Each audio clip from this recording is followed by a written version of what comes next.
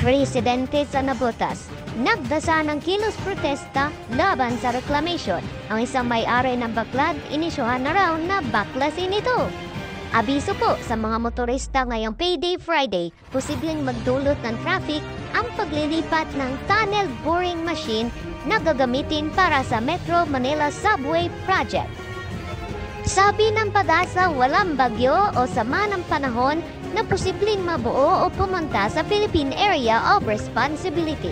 Posibleng maharap sa parusa ang Chocolate Hills Resort o Captain's Peak Resort dahil nag-ooperate ng walang environmental compliance certificate.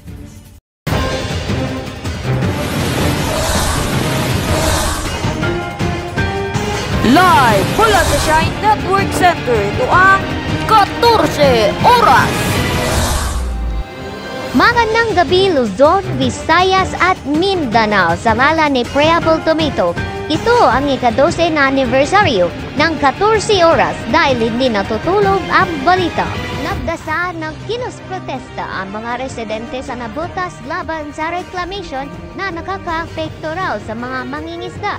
Ang isang may-ari ng baklat inisyuhan na raw na baklasin ito. Nakatutok si Justin, original user.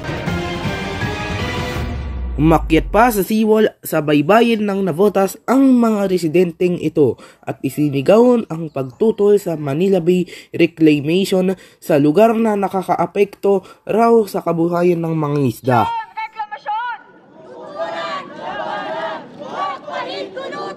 Mula sa seawall, tanaw na ang tambak na mga lupa at bato na gagamitin sa reclamation. Halos 600 hektarya ang naaprubahan ng i-reclaim o itatabunin ng lupa ayon sa Department of Environment and National Resources para pagtayuan ng mga commercial areas at mga kalsada kabilang na ang papunta sa itinayong airport sa Bulacan. Sanang tanggalin yung quad dahil dyan lang kami umaasa. Ngayon kung tatanggalin nila, bigyan kami ng lugar kung saan kami pwede. Para sa Shine Integrated News, Justin, Regional User, nakatutok 14 Oras.